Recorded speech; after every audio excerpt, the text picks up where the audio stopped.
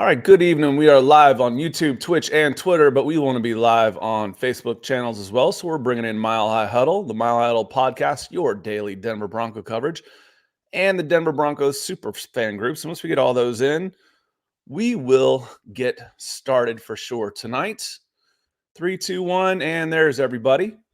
Welcome in, everybody. This is the Dove Valley Deep Divers. I am not Lance, even though I've got on the ball cap and the glasses. Lance is out tonight. He's taking care of some business. My name is Scott Kennedy. I do Broncos for breakfast in the morning, but I'm doing the Night Owl show with this guy over here in Alaska, Erick Trickel. Erick, how are you doing tonight, my friend? Doing good. I mean, it's a great night. I always enjoy doing the shows, and sucks to not have Lance, but I'm excited to do the show with you. And I just want to say, those of you that have Twitter, go reach out to Lance and tell him a happy birthday. He just turned 32 years old just a few days ago. So make sure you go wish him a happy birthday. Yeah, I've only got him by 2 decades. You guys are just young. I said I was the young guy in the room once. Now I'm the old guy. But hey, I can live with that. We got a lot to get into tonight with a Friday night show. We don't have to look backwards too much. We can look forward. We've got a Saturday night show, Saturday night game, Friday night. So we'll do a lot of previews tonight.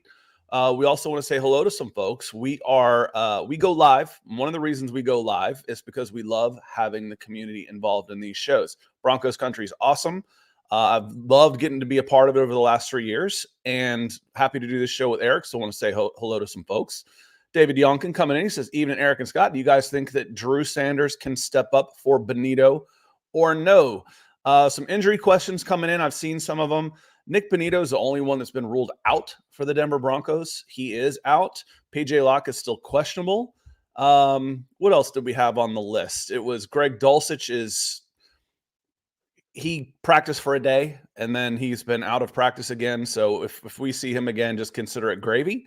But what do you think? Does Drew Sanders step into that spy hybrid rusher linebacker, kind of a jack in the box? You know, they have lots of different defensive terms depending on where you happen to play for that guy who moves all over the place the way Nick Benito has been doing. Can Drew Sanders do that? I sure hope he can. When he filled in, even though, the last game went so well for the Broncos, when Nick Benito went out, Drew Sanders filled in, and it was terrible. It was not a good game for Drew Sanders.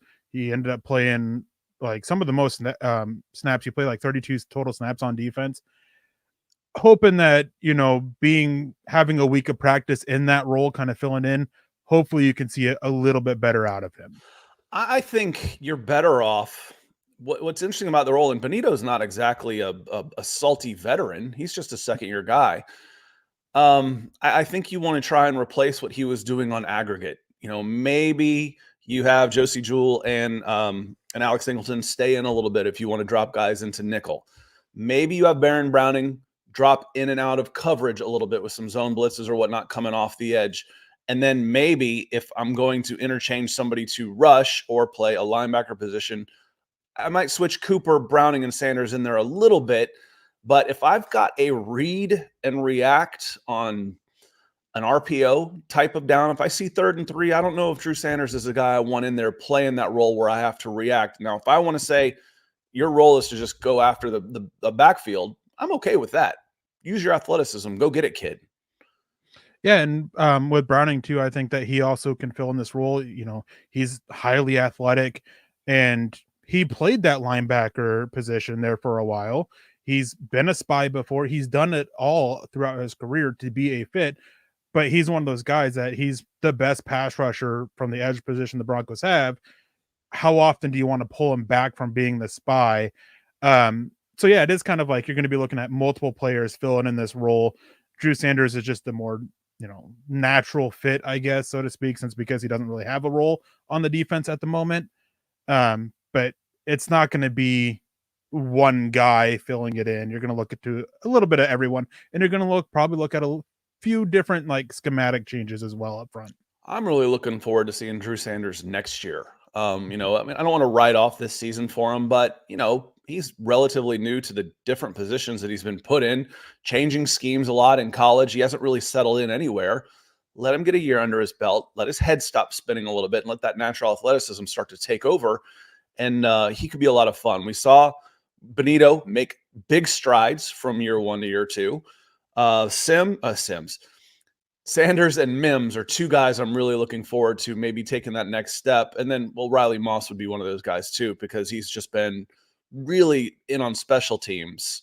But he's probably going to be getting a first shot at that opposite corner spot outside of with Pat Surtain. And you want him to step up. You use some pretty good resources on him. Yeah, and I mean, I'm excited for seeing this year's class next year. And I know a lot of people want that immediate impact from the rookie class, but when your first pick ends up being the last pick in the second round, you're not going to get a lot out of them year one. I'm really excited to see what they can do. I'm curious to see, I'm curious to see what JL Skinner get out of him next year. He has a chance to compete for a larger role because I doubt Kareem Jackson will be back. PJ Locke is set to be a free agent. Caden Stearns has had issues staying healthy, so that safety room is all up in the air. And then Alex Forsyth has a chance as well to compete for the starting center job next year if they don't bring Lloyd Cushenberry back, which seems rather unlikely that they do. So Drew Sanders, he's probably one of the guys I'm most excited about this year's rookie class to see next year. Riley Moss is right there behind him. I'm looking forward to seeing another first round pick for a change. Feels like it's been a minute since we've seen a first round pick come in. The last one I remember, let's see, some guy named Surtain, wasn't it? Was he the last first round pick? He's turned out to be all right. That was a pretty good class. Yep. Kevin Gray coming in says, Ina, Lance, Eric, and Scott, Big Mile High salute. Back at you. To Broncos country, that's all y'all. Denver Broncos for life, MHH for life, and Buckham with a big old B. We got David McElrath coming in. Good to see you, David. He says, good evening, Broncos country. Lance, Eric, Dylan, and Deacon Scott. Hashtag 11 and 6. I tell you what, David looked delusional with 11 and 6 when it was 1 and 5. Now he's starting to look like, David McElrath. He's called the Papa Bear by folks that are close to him. We're going to have to come up with something a little different. The Broncos prophet, the Oracle. David McElrath, if this team pulls off 11 and 6 after sitting 1 and 5. Yeah, I mean, his positivity throughout with the record and all that, it's contagious. Talking to him, meeting him at the meet and greet, he was positive and just a joy to sit there and talk with. And it's just contagious, David. So thank you so much for constantly being a source of positivity on the Dove Valley Deep Divers, where when it's Lance and I, we tend to be a little bit more negative. So your positivity always helps balance us out a little bit. Oh, I mean, to be fair, there's been a lot to be negative about in Broncos country recently, especially, since this is my third year covering this team with y'all at Broncos country. Mm-hmm. This is my third coach covering this team, not counting interim coaches, covering this team with Broncos country. And the third coach started off 1 and 5. There's been a lot to be upset about. I think that's not a hot take, y'all. I think you would agree with me. And God bless, this is fun. This has been so much fun. Instead of starting to look at, okay, we're gonna have to start looking at salary cap and draft picks in October. When you're sitting there at 1 and 5, no, playoffs, baby, playoffs. And as David finishes off, he says the Lions are going to be tough at home. Yes, they are. Yes, they are. We'll get into all of that stuff because David has a comment on that too. Other than David K, David Cromwell. Good to see you, David. He says Russell Wilson's 2024 roster spot still shouldn't be safe, even if the Broncos do squeeze into the playoffs. Also, I sadly concur with Eric that the Lions should win tomorrow because of their running game. Eric, what do you think about this? I mean, I think that the biggest thing with Russell Wilson's roster spot always comes back to the money. Do you want to sit there and stick with him for 2 years or use this chance to move on? I think there's a possibility to stick with him and do something with the contract. We work things, move some money around. They have a lot of options, and I think they're still very much evaluating it. I think they want to try to figure out a way to keep him at least for 2024. Figure out something with the money that way. I'm not a cap guy really, so I can't do all the math to figure out how that would work. But it seems like they want to try to figure out a way to keep him, but they understand the financial situation they're in because they're projected to be over the cap. And as for the Lions game tomorrow, yeah, this Broncos run defense really concerns me against the Lions running game. I think the best way that you're thinking about it, unfortunately, if we talk about why don't they just restructure him? Restructure, you have to have some leverage to restructure somebody. Either you have your leverage of we want this guy to be around for a little bit longer, or we can cut him and save money. I've got $18 million. He's got a $3 million dead cap. Dude, we save $15 million if we cut you. His dead cap number is still astronomical. So if you're going to move some money around, he's not giving it back. You're going to have to put on void years in order to do something like that. And what void years mean is when he's gone, you've got an automatic dead cap hit. If you can live with that, and maybe you can, if I've got 3 void years that add up to $30 million across year 1, 2, and 3, 10 years each, 10 million each of those years, but the salary cap jumps up to $30 million. I mean, $300 million. Maybe it's worth it. Maybe it's absolutely worth it. Russell Wilson's going to get his money. That's the thing that when we start talking about restructures, you're just kicking it down the line. You're going to have to pay that bill and deal with that salary cap at some point. Do you want to eat the dead cap in the next 2 years and be done? Or ride with Russell Wilson, who's playing at a decent level, and make that cap more manageable after 2025? We'll see. It will be very interesting. As we get started here in the evening, I hope y'all are thinking some pizza, because it's pizza time here at Broncos Country. So as a reminder for you to make Little Caesars, who is the official pizza sponsor of the NFL, part of your game day. I am a big eater, but I am a vegetarian, so I like being able to go after pizza. Pizza is one of my go-tos to fill my stomach, and it's hard to find good taste and value at the same time like you can with Little Caesars Pizza. Order online during our Pizza pregame, 1 hour before and 3 hours after NFL kickoffs, plus all day on Sunday, and get ready for some football and fun. Choose your favorite Little Caesars pizza or pick the toppings you crave. Either way, everybody wins. Yeah, so I'm one of those weirdos that absolutely loves pineapple on pizza. I think it works so well together. And last time I had Little Caesars, which it's been a while, their Hawaiian was really good. I'm also, just a pretty standard pepperoni guy. I like pepperoni pizza. I like the Little Caesars pepperoni pizza and just plain cheese. I don't know what it is. I don't like most plain cheese pizzas from most places, but Little Caesars is one place where I can actually really enjoy it. And speaking of winning, everyone scores with convenient delivery or our in-store pizza portal pickup. So grab some friends and enjoy a few slices during the games. Yeah, just a reminder, everybody. Pizza. I like hearing that. The Broncos Country, I think they really like the Little Caesar sponsorship because it's fun to start shouting pizza. And then when you hear it on the field, when one of the audibles is pizza, that becomes a lot of fun. Want to get to Stu here. Zeus is in the house. Zeus, it is good to see you. He says, hey all, what's your pick for tomorrow's game? Can our defense sellers up with Lions can't offer? I'm losing this one here a little bit. Can our defense line up? Maybe he's helping me out here. He was in twice. Can the defense keep up with the Lions' fast-paced offense? We'll see. Stu, you clarify. So thank you for clarifying with another super chat, Zeus. That's why you are on the Mount Rushmore of Mile High Huddle. Yes, but this is a game, Eric, I've said all week that the offense is going to have to step up. I said it against the Houston Texans. The offense did not step up, and the Broncos lost that game. This offense is better. The Detroit Lions offense is as balanced an offense as you will have faced all season. We all forget the 70-point game with Miami and watch Miami against everybody else. So Miami's awesome. They're explosive as hell. They're really fun to watch. I don't think they can win a game without putting the ball in the air. I think Detroit could beat you without ever throwing a pass. They're good enough to do that, and that's the kind of balance. And then they've got playmakers on the outside, and Sam Laporta is playing great as a rookie tight end, that they are a problem on offense. The good news is this is probably the worst defense you have seen maybe all season. I'd probably put them a little bit behind the Chargers, but this is a really bad defense, and they lost a key piece last week. I mean, despite all their issues that they've had, Aleem McNeil was huge for them up front. Since he's gone out, they've had much more issues in the running game. Aiden Hutchinson, he's great, but he's struggling to, finish sacks. He's the only player that has more than 60 pressures and less than 12 sacks on the season. He just has had issues finishing. He gets reckless.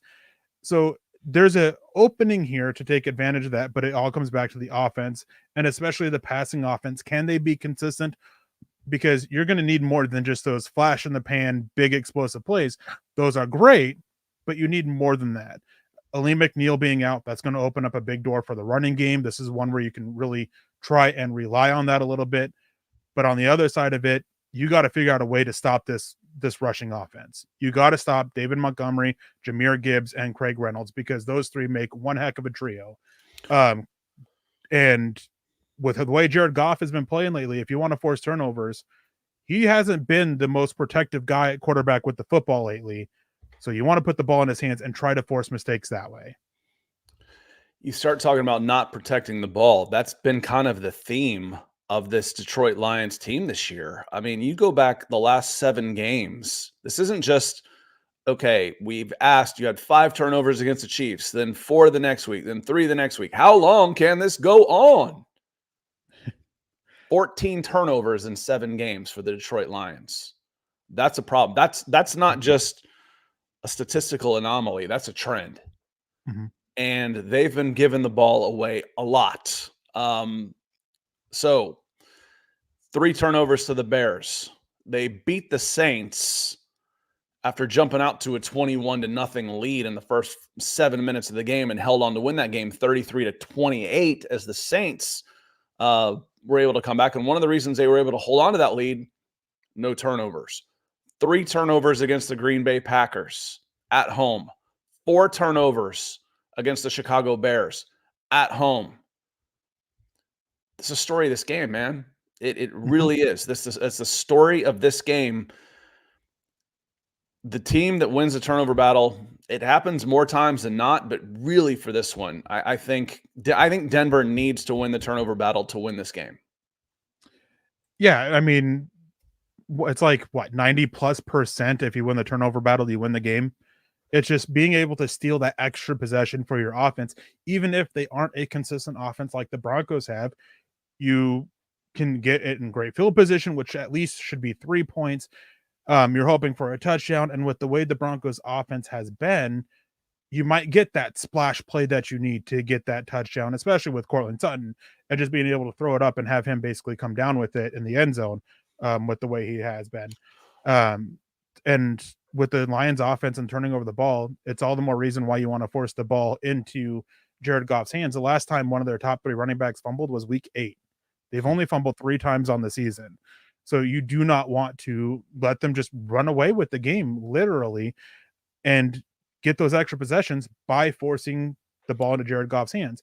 He is one of the worst quarterbacks when it comes to under pressure, because he has such a high turnover worthy play percentage, creating that opportunities for the defense. So get pressure on him.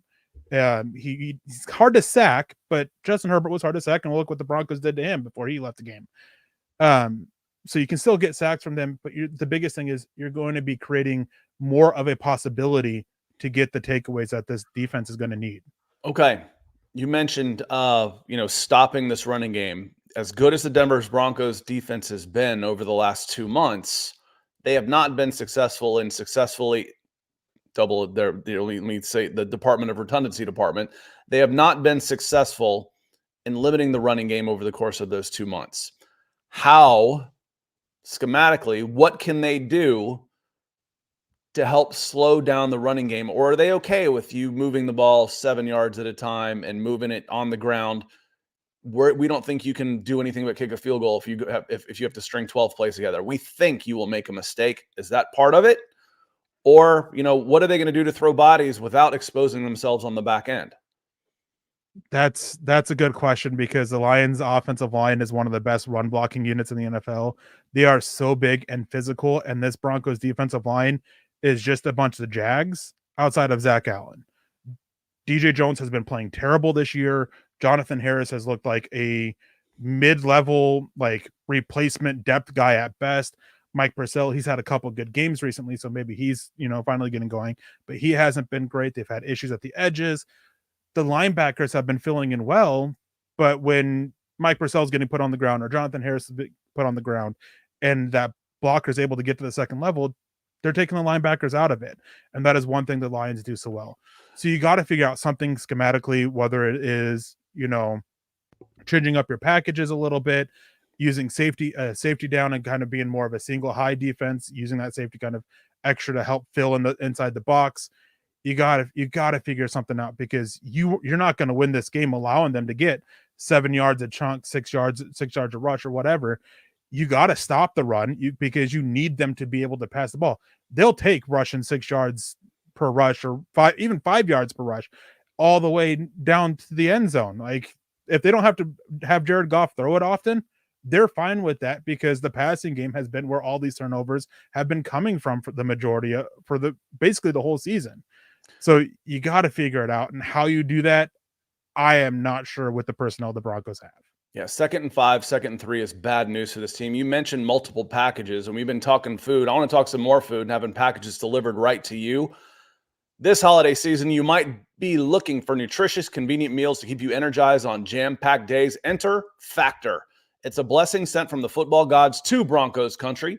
Factor is America's #1 ready-to-eat meal delivery service, and it can help fuel you up fast for breakfast, lunch, and dinner with chef-prepared, dietitian-approved, ready-to-eat meals delivered straight to your door. With Factor, you'll save time, eat well, and stay on track with your healthy lifestyle while tackling all of your holiday to-dos, and Lord knows there's enough of them. So skip the stress of meal prepping over the holidays with Factor. Choose from more than 35 weekly flavor-packed, fresh, never frozen meals that support a healthy lifestyle and meet your meal preferences, all delivered right to your door and ready to eat in 2 minutes. This December, get Factor and enjoy eating well without the hassle. Simply choose your meals and enjoy fresh, flavor-packed meals delivered to your door. Ready in just 2 minutes, no prep, no mess. And this isn't a service for holiday season only. No, Factor is a way of life 365 days a year. So head to factormeals.com/huddle50 and use our code huddle50 to get 50% off. That's huddle50 at factormeals.com/huddle50 to get that 50% off. All right, Eric. Troy has a good question coming in here. Good to see you, Troy, coming in with a super chat. He says, "Hey guys, I hope Atkins continues to progress and Sanders can get more oriented and counter some serious speed with the Lions. Have a great show." Thank you. It's better now that you're here. Atkins continue to progress. Help me out with this one, Eric. Yeah, Nate Atkins, it's been rough when he's been out there on the field this year.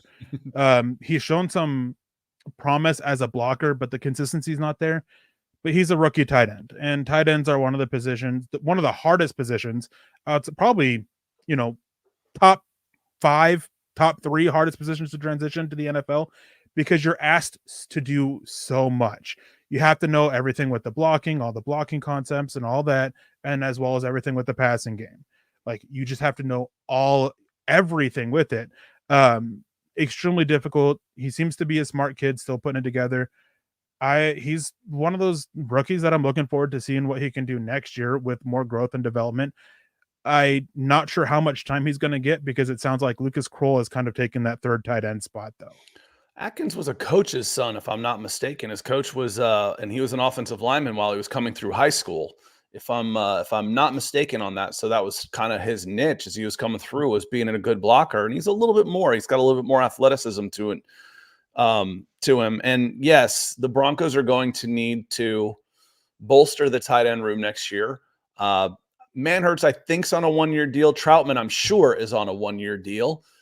Dulcich is unreliable. You can't pencil him into you can't count on him for anything for next year. Anything you get from him would just be gravy. But I can't go into next year with him written in Sharpie in my lineup saying, okay, we're going to game plan around Greg Dulcich. You can't do that.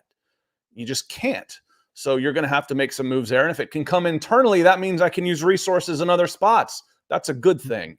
So yeah, Kroll and Atkins, 2 guys that should get their chances coming up. Appreciate you, Troy.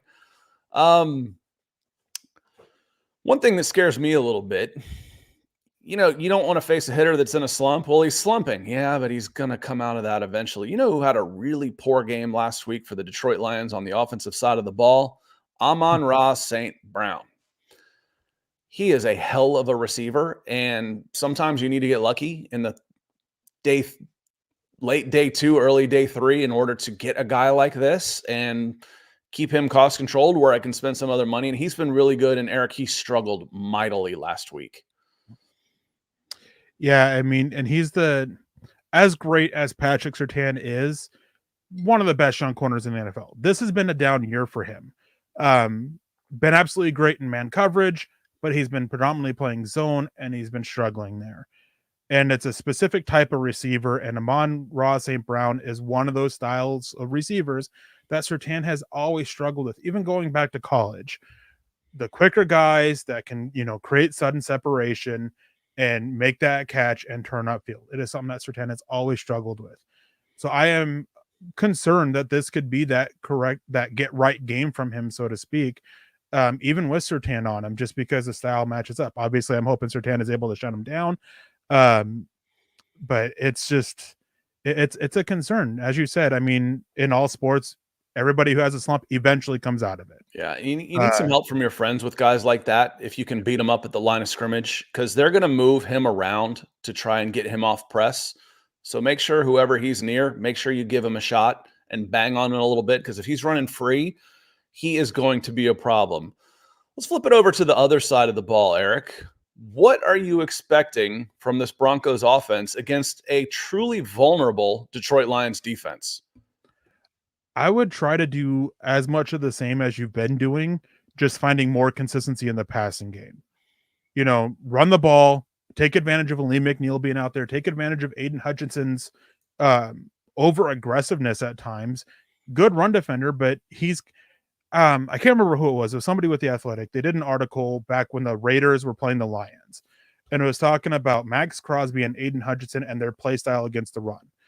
They're the type of edges you want to run at, even though they are so good against the run, because what they do best is chasing the ball down from behind. They get aggressive, they get upfield, and they leave their gap open. So you want to run at them. And you kind of want to do that, especially with Aleem McNeil out.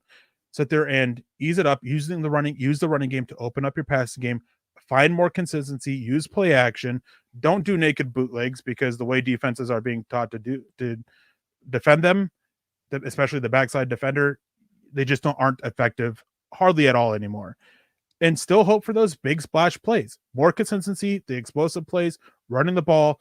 That's what you want. And the Broncos are so close to it. They're just lacking the passing game consistency at the moment.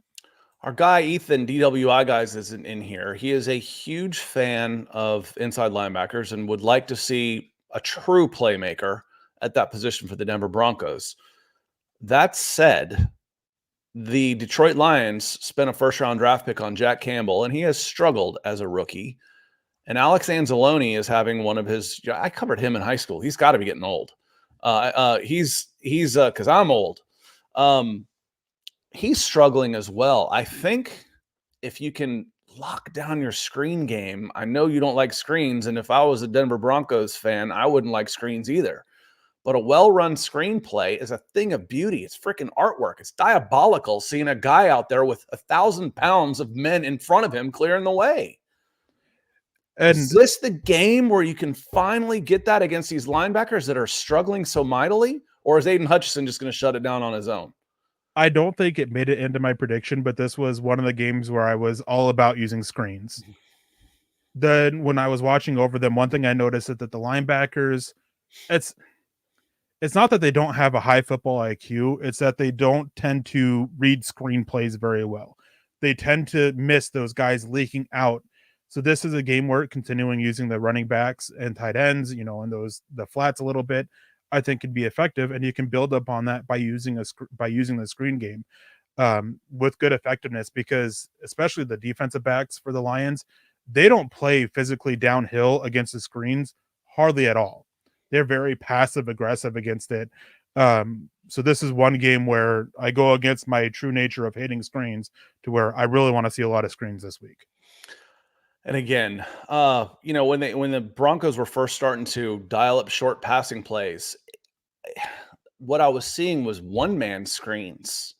It wasn't trying to get student body right out there with three guys out in front of you because they just weren't getting there. Lloyd Cushenberry was showing up in time to pick somebody up off the pile. The first screenplay that was a touchdown, I don't remember if it was to McLaughlin or Javonte Williams. What I do know is who was out in front of it was Quinn Miners, and he was by himself out there. In the last couple weeks, I've seen Cushenberry get out to the left. I've seen Cushenberry get out to the right as the second man out there. So if I can find space for Javonte Williams against a back seven is, again, diabolical. He's going to deliver some punishment. And then you've got the quickness of Jaleel McLaughlin. I would love to see some of that. And you know what else I love seeing is Gary Palmer coming in.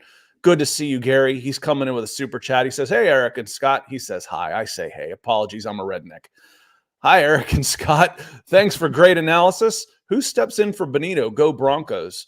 Yeah, it's a good callback for this. Now that we're 30 minutes into the show, we talked a little bit about this with Benito. And I think that you want to try and the original question from was it Stu or David? I don't remember who it was, asked about Benito and says, can Drew Sanders fill that role? And I don't know that he really can fill all of that role, but he can fill parts of it.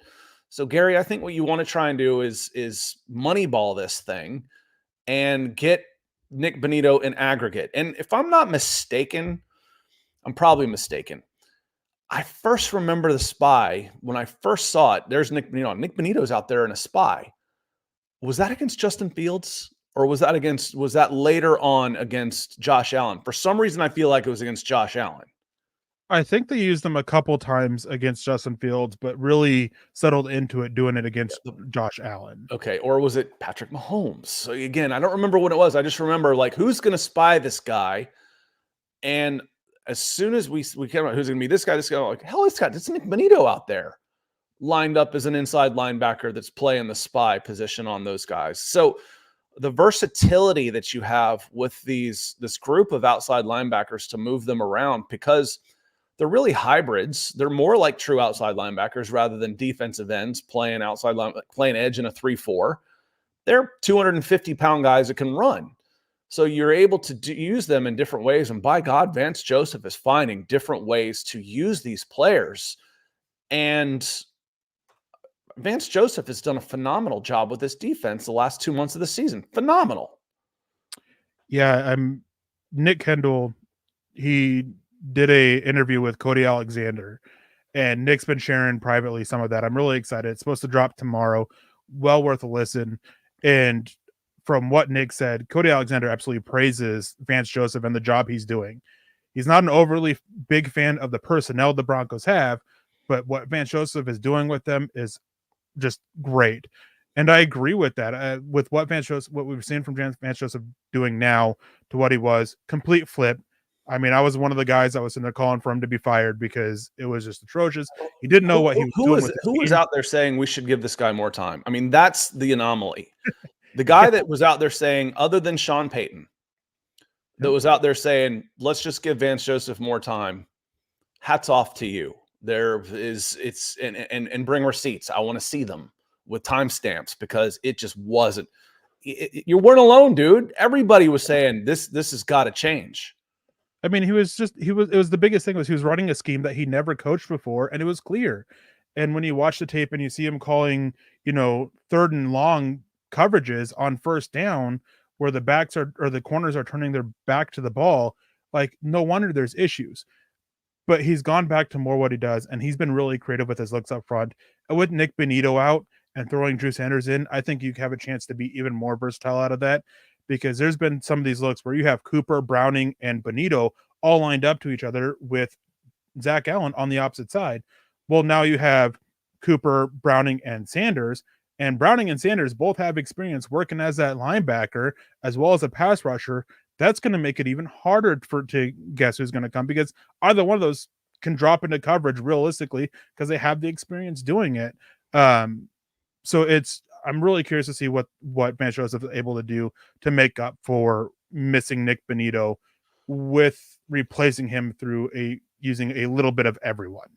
Lawrence says it was me. Lawrence, you've been calling since DeMarcus Ware, who has not coached anywhere, to be defensive coordinator since last Thanksgiving. I'm not buying it, brother. I'm not.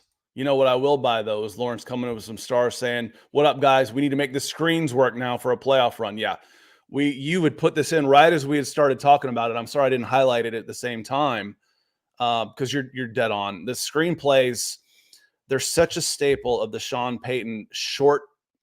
The short passing game is an extension of the running game for him, and it needs to work better for this defense, for this offense to become what it needs to become for the Broncos to go where they want to go. But he says they pull the defense closer so Russ can do what he does best, which is launch it. Amen. Russ has taken some shots. He's taken many more shots in the recent weeks.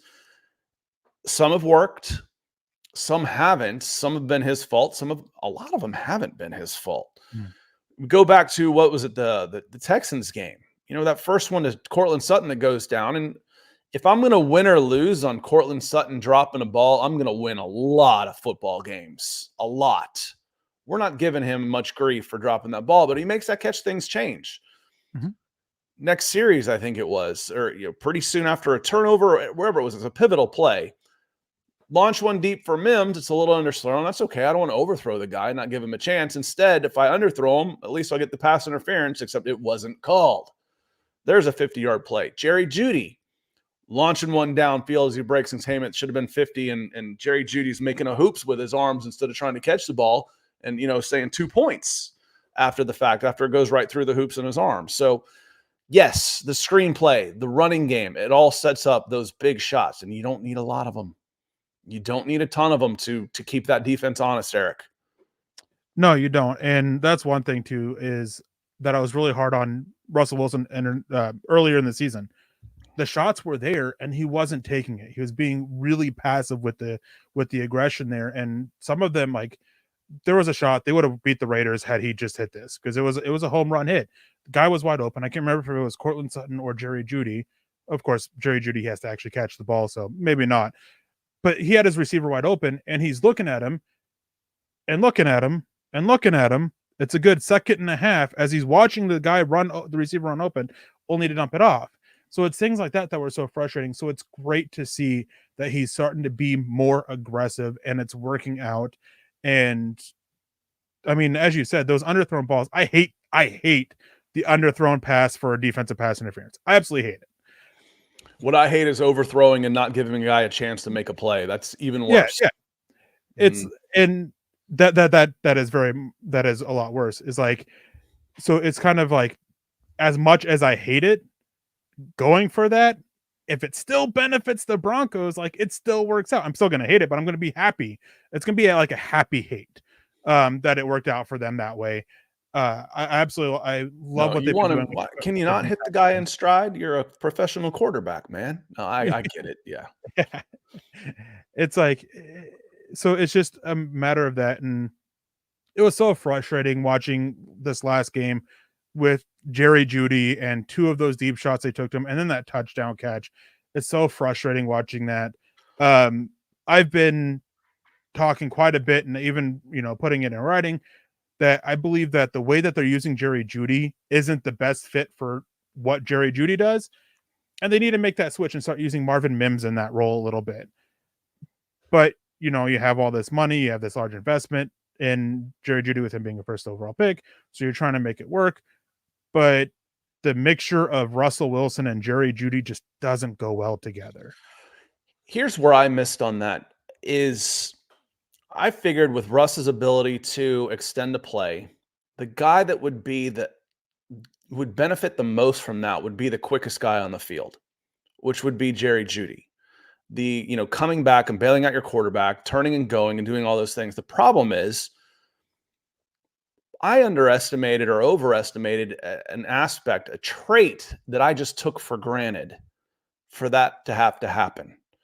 What is that trait on extended plays that you have to have happen, Eric, to go? And I'm not sure if you've frozen up on me, so I don't want to leave you hanging. There you are. What trait do you have to extend plays, that you just take for granted for a professional player. Work Uh, ethic. You've got to hustle. You've got to keep working. Work, work, work. I've got to see the field. I got to turn. I got to keep running. Not just, okay, I'm running my route. The ball's not coming to me. I'm done. Play's over. I'll never get the ball that way. Yeah. And by God, Russell Wilson is going to extend a play and get you the ball if you will work. That's the biggest disappointment to me, Eric. Yeah, and that's one reason why I think you see that there is much more chemistry between Wilson and Sutton, because when you watch Sutton, I've never fully gotten the questions about his effort. I mean, there are times as a blocker when it's on the backside of the play, but every receiver will kind of like meh with it. But when the play is still going, when he has to work, when the scramble drill's happening, he is still working to get open. Not something we're seeing with Jeudy. And it's the work ethic and the attitude with Jeudy has always been such an issue with me. And it's just it's frustrating because you see him, and I think it was against the Chargers, or not the Chargers, the Texans, whereas the one shot where Wilson ended up throwing it to, I think it was Sutton, and Jeudy was wide open, and Jeudy just sits there and starts throwing essentially a little fit on the field that he wasn't even looked at. Like, that to me is so frustrating, and everything. And it's a little bit hypocritical here because, you know, I excuse KJ Hamler against the Colts game a little bit, for him, you know, slamming his helmet down, all that. To me, the slight difference there is that was a bona fide game winner with KJ Hamler. So I get the frustration there because it's also the frustration that it cost you the game. Right. And it wasn't as consistent with Hamler as it is with Jerry Jeudy. It's so much. And with Jerry Jeudy is, for all the attitude and all the issues with him, his one or two big plays is not enough for me to ignore it. What do you make me a trade offer? Okay. I'm sitting there, Denver Broncos. I'm shopping Jerry Jeudy. Make me a trade offer for next year. I would give trying to put as little of my own personal bias in it and just go with, And familiarity can breed contempt. It works both ways. I would probably go with a third and probably a fifth or a sixth. But I want a sixth or a seventh round pick back as well. Lawrence says a sixth over there on Facebook. FREF says a seventh rounder. Rodney Garcia says a fourth rounder. Pearl says a fifth rounder. I want money. I want money too. That's the one thing we keep forgetting. It's like, wouldn't it be nice? Would you rather have Jerry Jeudy next year, or would you rather have, I'm just going to say, his $13 million contract? I think that's plus or minus one on his fifth-year option. Would you rather have $13 million of salary cap, or would you rather have Jerry Jeudy next year? Yeah. So you have to ask yourself that question in a trade. Is someone else going to be willing to give up a draft choice and take on $13 million in salary? That becomes a tough sell. So my offer to you would be a third rounder, and you're picking up $10 million. And also, just to add to that too, is not only are they picking up $13 million, they're probably looking at an extension of some sort as well, because it will be the final year of his deal. Mm-hmm. And if not, then you're asking that third round pick. That's a big ask for a guy who's going to be there for 1 year. I think that Jerry Jeudy, there's certain teams that I think that he makes a lot of sense for, that would be willing to do it. Maybe Denver eats a little bit of money to help out, or whatever. How much did they eat with Bradley Chubb? They ate some. I can't remember with Bradley Chubb. I know with Von Miller, they bought a pick from the Rams when they traded Von Miller. They took on his entire freight, every penny of it, and got a second and third out of it because they bought a third rounder for. I'm going to say they traded him for a third and they bought a second rounder for $10 million or whatever it was, the rest of that money on his contract. But that's the thing we got to think about. I joke all the time.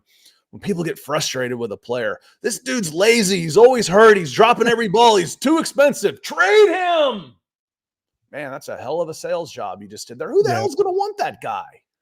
I'm not going to want a guy who's a liability on the field and $13 million. What are you going to trade him for? And that's the thing is, like, just with his style of play, and that's where I would really try and highlight his attitude, is because he just isn't working with Russell Wilson. Maybe with a different quarterback who can use that route runner, who isn't a guy who is very much a run around and make that throw guy, the Russell Wilson style, the escape, the extending plays, but a guy who's going to be more on time and rhythm. Maybe your team has that quarterback that better fits that, and that should cut down on some of the attitude issues. And that would try to be my biggest sell is that. Jeudy is due $13 million next year. Who was the genius that gave him that contract? All of us were.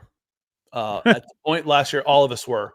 Around October last year, we're saying no way. And then when you've got to make that decision of picking up his 5th-year option or not, he goes for about 600 yards in 4 games and says, yeah, you got to risk it on this guy. You've got to pick up this option. It kind of became a no-brainer at that point. And you ended up with the risk of, are you going to end up having a $13 million 5th-year receiver? That was the risk. You might have been better off saying, because I've kind of been joking a little bit, Eric, over the last couple of weeks. I said, well, hell, you want Jerry Jeudy on your team next year because the last 6 games of the season, he is going to ball out because he'll be on a contract year. He's going to earn that contract, baby. Let him earn it and go somewhere else. Don't fall for this again. Fool me once. Yeah, the last 6 games of next year, watch for Jerry Jeudy to put up about 600 yards and 5 touchdowns. I was always skeptical with Jerry Jeudy just because I always go back to is when Denver traded Russell Wilson, I was always worried about the fit between him and Wilson. It's always been an issue with me with just the play styles. They just didn't mesh. I was still for giving him the picking up the 5th-year option. I was not going to lie and say I wasn't. But at the end of the year, we all were. It was fairly unanimous. At the end of last season, he finished that 4-game stretch after Hackett was gone. Let me look it up real quick. Go ahead and make your point. I'm going to look up the numbers, but they were good. Yeah, and what that game did, or what those games did, is they showed Wilson and Jeudy working well together. They seemed to develop chemistry. The timing was there. The rhythm was there. So it gave that kind of little bit of comfort that, hey, they figured this out and they can keep it and sustain it going.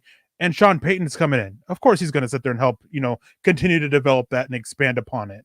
But something just has happened. I don't know if it's Sean Payton. I don't know if it's Wilson. I don't know if it's Jeudy.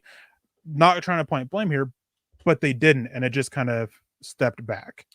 So here's the thing. Last year, he finished his last games of 2022. Let me see here. It was 65. He had 1 catch, and then he was out for 1 target, 0 receptions against Tennessee in a loss. And then he was 65 yards, 73 yards, 76, 117, 38, and 154 in the win over the Chargers. He finishes his junior season, his 3rd year, with 67 catches, 972 yards, and 6 touchdowns. The guy that broke the wide receiver market, who would you say? One of those first free agent contracts that hit when the numbers went crazy before last year. Do you remember who it was? I don't know. It was Christian Kirk. And good evening, Amy. How are you doing? Wanted to say hello. It was Christian Kirk. Okay. So last year, Jerry Jeudy finishes with 67 catches, 972 yards, and 6 touchdowns. Christian Kirk, before he hit free agency with the Arizona Cardinals following his 4th year, had 77 catches, 982 yards, and 5 touchdowns. Christian Kirk, I think he signed a $45 million contract. It may have been more than that. Christian Kirk hits the free agent market, and the Jacksonville Jaguars send him a 4-year, $72 million contract with 37 million guaranteed. So that's basically was a 3-year, $37 million contract, and he was going to get 3-year, $50 million for the same numbers that Jerry Jeudy put up last year. So yeah, picking up his 5th-year option was the right thing to do. Yeah. It was. It's an expensive market out there. We're frustrated with Jerry Jeudy, but he'll keep playing. He's going to be in the league a long time. Oh, yeah. But again, if someone offered me a 7th and said I'll take the full freight on that contract, I'd probably take it because the money right now might be more important to me than a 3rd pick versus a 6 or 7 a day 3 pick. The money is the big one here for me, Eric. And it makes sense, especially when you look at the salary cap situation the Broncos are in. They're projected to be like $25 to $30 million over the cap next year, depending on what it settles at. I can't remember exactly how much, but they got to make a lot of wiggle room, especially if they want to add a few guys. They're not going to be on a big spending spree like they were this year. So that money is a big factor for it. And you're looking at especially the budgeting over the roster, because each position has its own budget. Look at how expensive this wide receiver room is. I already think that Tim Patrick's on his way out, and Marvin Mims ready to step in, and wide receiver is becoming one of those positions that's easier to replace year in, year out. Maybe not the elite guys, but with those second, third tier or second and third level guys, with how many receivers come into the NFL every year, especially this year's draft. There is such a wide mix that is set to be in the 2024 draft that there are plenty of options that that you can look at to replace both Tim Patrick and Jerry Jeudy. So getting out of Jerry Jeudy's contract, getting him moved, even for a 7th round pick, and freeing up that extra space would be huge. Yeah, I just think there's so many. I feel like I can pick out 2 or 3 receivers that go in the 2nd round every year that are like, that dude's going to get it done. Mm-hmm. That I don't necessarily like. I know how important they are. I just feel like you can, all right, well, let's hit them in the 2nd round, and then I'll pay them later if I need to. Troy comes in. He says, obviously I might be wrong, but I think Jerry Jeudy has a huge game. So it'd be great. It'd be time. Problem is he's already got his money for next year. So I'm a little worried about his effort and attitude. Let's see the back half of next season. That's when he might blow up. Lawrence asked again, would you guys rather give that money to Tim Patrick and let Jeudy walk? Absolutely not. Tim Patrick hasn't played. It will be going on 3 years, and he's 30 years old by the time he is back out on a football field, if he is back out on a football field. He's got a $6 million dead cap hit against a $16 million cap hit next year. He is a cut candidate. And can you cut and re-sign him, or just will they call it a restructure, which is what they did with Graham Glasgow 2 years ago, which was a cut and re-sign. Listen, we can either cut you or you can come back for $3 million. Yeah.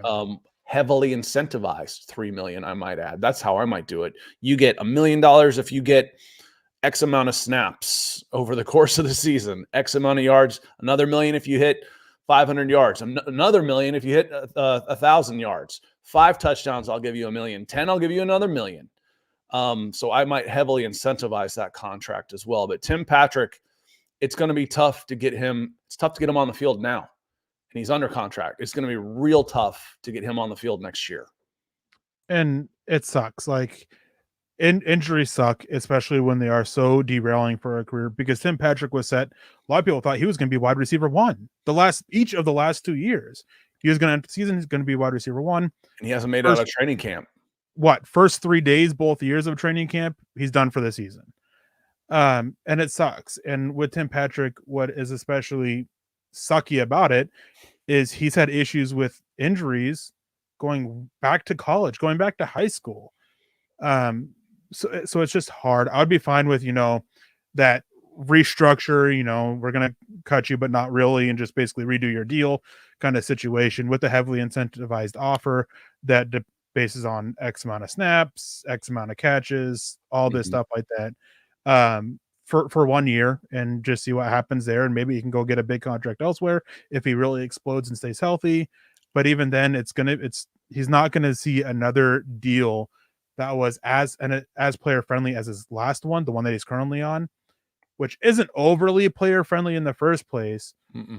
But it's going to be even less so going forward. Yeah, it was $3 million, 18.5 guaranteed. and I'm glad he got that deal when he did. Yeah. I'm happy for him. It hasn't overly hurt the Denver Broncos. I mean, it didn't do them any favors.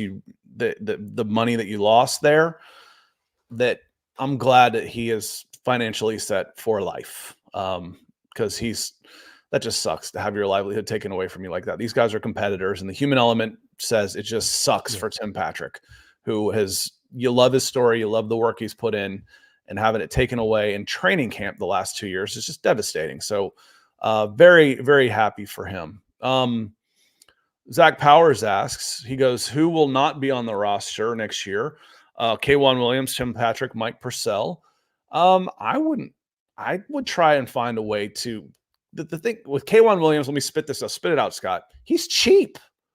He was on a really cheap deal. I couldn't believe how cheap he was. He was like $2 million or something. It wasn't much money at all, relatively speaking. I might find a way, like Tim Patrick, to find and get him on an incentive-laden deal and see if I can get him in. But he is an unrestricted free agent, and he had a 2-year deal, 2-year, $5.2 million with $2.5 million guaranteed. So you're paying some injury settlement to him this year, but he was one of your best defensive players last year. If he loses half a step, maybe I can get him as a third safety, as a sixth defensive back. I'd bring him to camp. Absolutely. And as great as Jaquan McMillan has been, absolutely love it. I was a big fan of his in the draft. Thought he should have been drafted. One of the guys is an undrafted free agent. I was like, this guy's going to do something for the Broncos.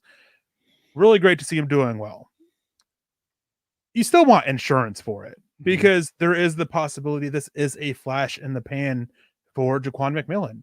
And Quan Williams, we know what he's done. Last year, the Broncos defense was night and day when he was on the field compared to when he was hurt. So I would be fine with bringing him back on a cheap deal, which it would be, because injuries have been an issue with him. He's never played a full season in his career, as extra insurance for Jaquan McMillan.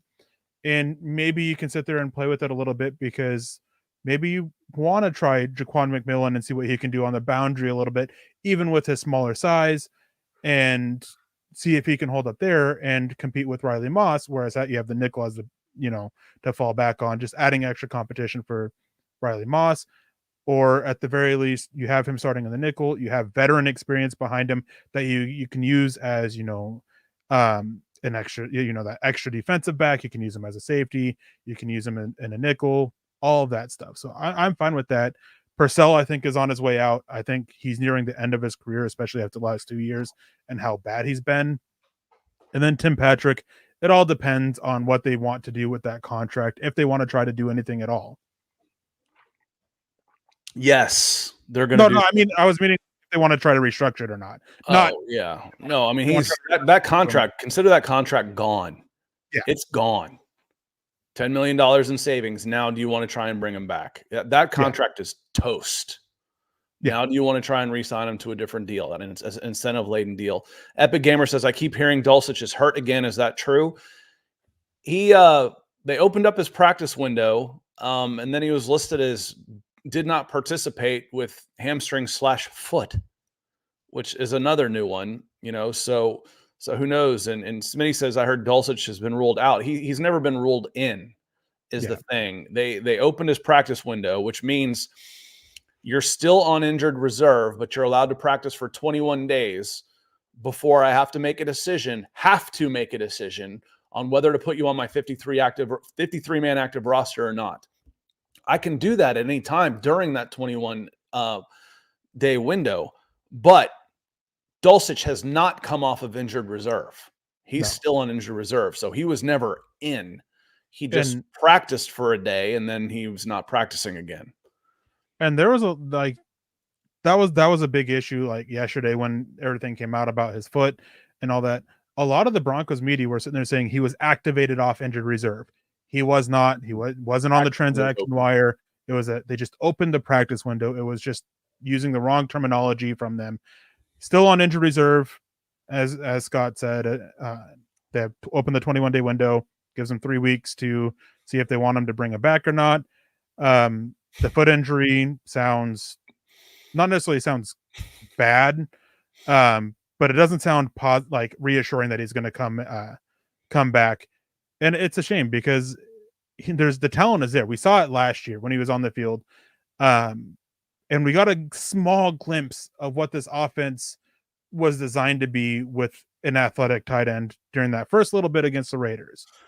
But he just happens to have the lower body made out of wet toilet paper and just can't stay on the field. I wonder what it took to get him to be a walk-on at UCLA to a third-round draft pick that is now having detrimental impacts on his body. Because did he have to put on a bunch of weight, to do something like that as a walk-on? I mean, it's tough to do that. And it's just, I wonder if you're seeing some stress-related injuries based on what he has done in the past to go from where he was, which was a nobody, to being a third-round draft pick in the NFL. And some of that is just, the receipts are coming due.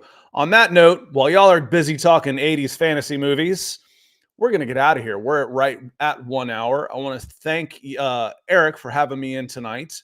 Want to remind everybody to like and share the show. It's the best thing you can do for us. If you're looking for some merch, I don't have any on me, but mhhmerch.com. Follow everything you see, Mile High Huddle, milehuddle.com. There you go, the Dove Valley Deep Divers shirt. And I don't have my Broncos for Breakfast mug with me today. I got this one just for Erick, my Join Us or Die Star Wars mug that I got at the Fox lot when I was living in LA. So that one's near and dear to my heart. Before I get out of here, I think Doug's got a good idea. Scott, please give us your final prediction on the Broncos game. The Detroit Lions are able to hold on to the ball. The noise of the Detroit Lions and their fans inside is enough to slow down and discombobulate the offense of the Denver Broncos, that the Detroit Lions come out of this one with the victory, with the V. It's I've had this one chalked up as a Detroit Lions win for a long time. I'm not nearly as sure about it anymore, but the best thing I can do for you is pick the Lions. You're welcome. Yeah, I picked the Lions as well. And the good news is if the Broncos are to lose another game, this is the best one to lose. You lose any other ones at 10-7, your road to the playoffs got a lot more difficult than it is due to the tiebreakers in the AFC, the conference tiebreakers, as well as divisional tiebreakers. Losing to an NFC team, being 10-7, you still have a good shot at making the playoffs. And the good news is 2 of your last 3 opponents are on vacation. The one that is the most dangerous is the one that has an interim coach who is playing and coaching and pushing his guys because he wants to prove a point that he is worthy of a full-time job, and Antonio Pierce and the Las Vegas Raiders. We said that yesterday on Broncos for Breakfast, and then we saw it come to fruition last night.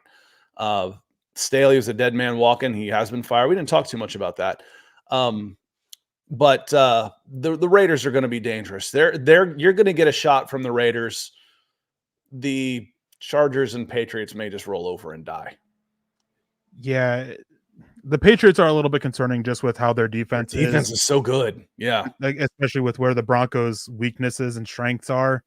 But the Raiders, they're always a team that they don't care if they've only won one game. They don't care if they're winless.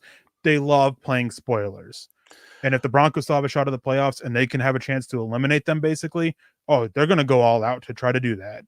And you might get the new coach bump. You hope Staley was fired at the end of the season, but they didn't last that long. So I take it back.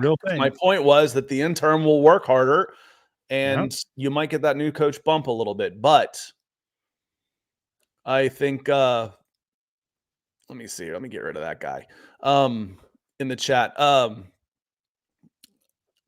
This is your hardest game on your schedule here. Win this one.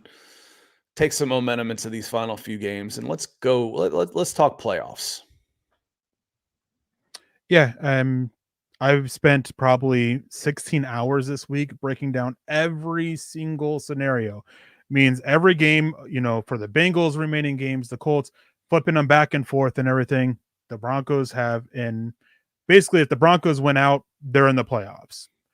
If the Broncos lose one game, it's about 50-50. Mm-hmm. You're gonna need some help. They're going to need a lot more help.